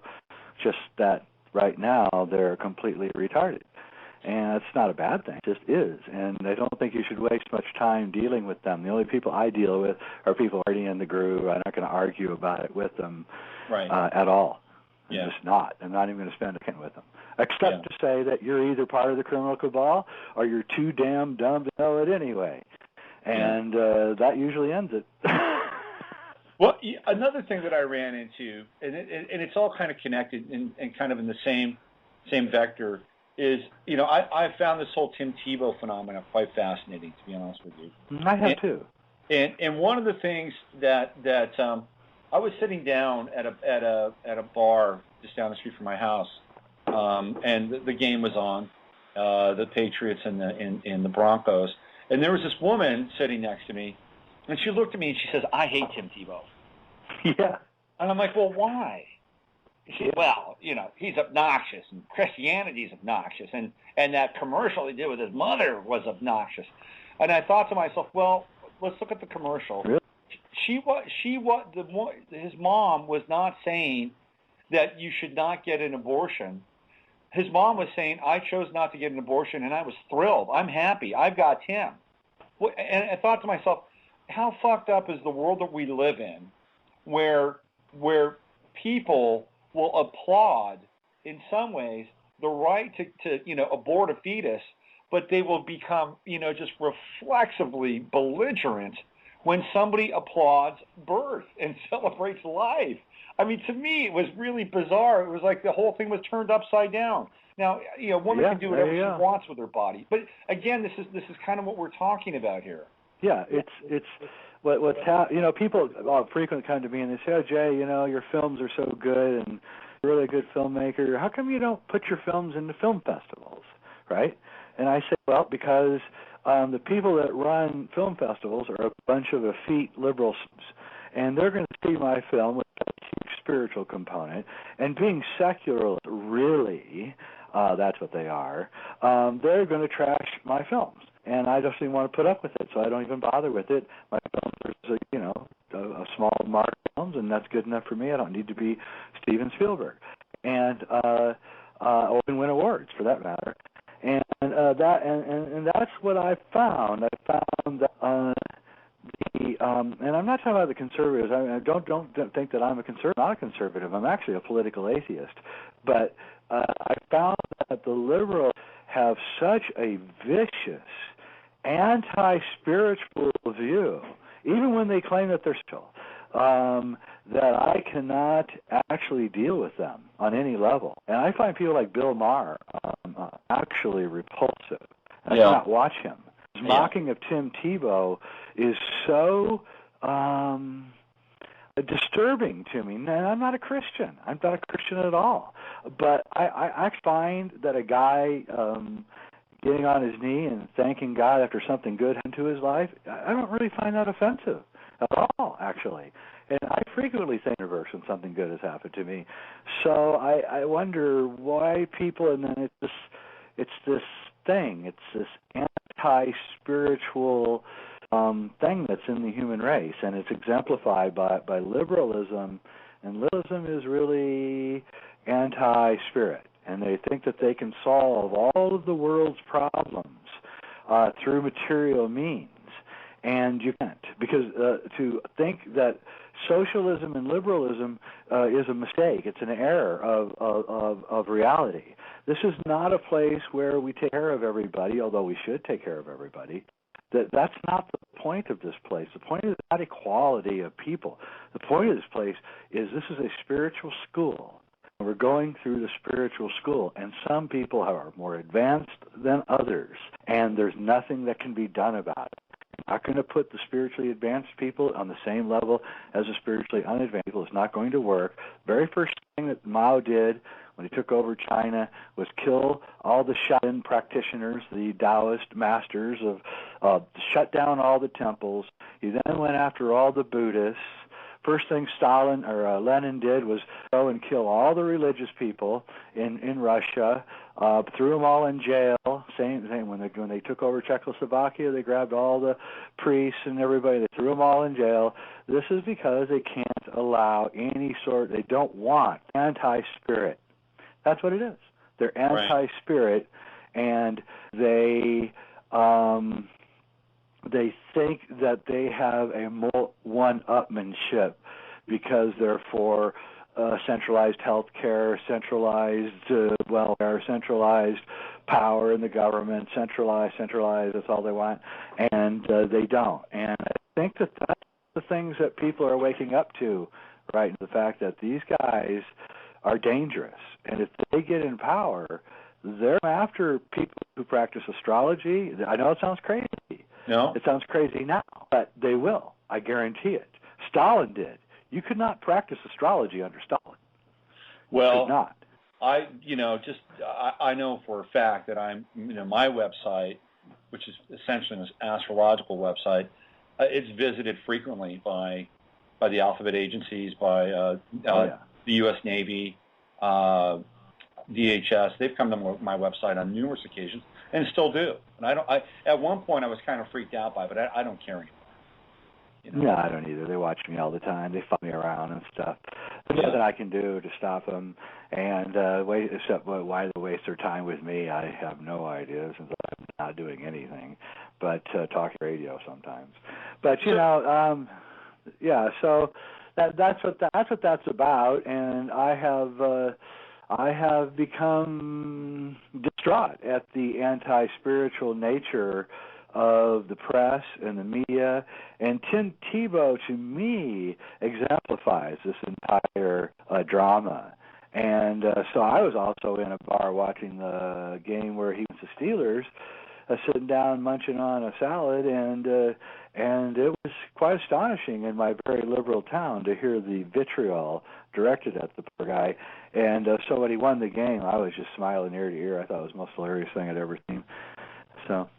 Yeah, I'm with you on that. And and I've been around sports, and I've seen the Christian crusade through baseball and football in the 80s and the 90s, and here in San Francisco, there was a guy by the name of Steve Wallace who began the whole practice of having the prayer circle at the end of the game, where guys from both teams would sit down. I saw all that, and it didn't necessarily bother me then. It bothers me a whole lot less now, and I'm actually, I love it when somebody like Tim Tebow can really, distill people's positions very quickly. It just pushes their buttons quickly, and then they reveal themselves just in that moment. It's I love it. That's the only thing I liked about Sarah Palin. I didn't like Sarah Palin, but to watch people's reaction to even mention a name. Was so over the top. It's so out of just, this is not appropriate, right? That I actually started going to friends' houses and stuff with her book, and acted like I was reading it, just to watch them freak out. That's great. Yeah. It's hilarious. Go sit at a Starbucks in a liberal San Francisco reading Sarah Palin's books, but don't really read it. Watch everybody looking at you. Oh, my God. Yeah. I mean, I don't like Sarah Palin, but I could just imagine, people coming up to you, having a little camera, like a little candid camera thing, just the looks would be amazing. Real quickly, same with this theme around socialism, liberalism, and what I would call kind of the jailed mind. To me, Jay, it really speaks of kind of like this Borg-like existence in some ways. Kind of a glorified Borg mind. Yeah, that's, I think, the Star Trek was all about. It was a control to get us into this kind of fascist mind state where we all live inside, because everything in the Enterprise is inside. There's no nature. And if you want to go to nature, you go to a holographic thing, and you're ruled by one guy who's pretty much the dictator. He's a nice and a kind dictator. And, and there's a hierarchy. We yearn for that, this hive mind thing. And they know it. And, the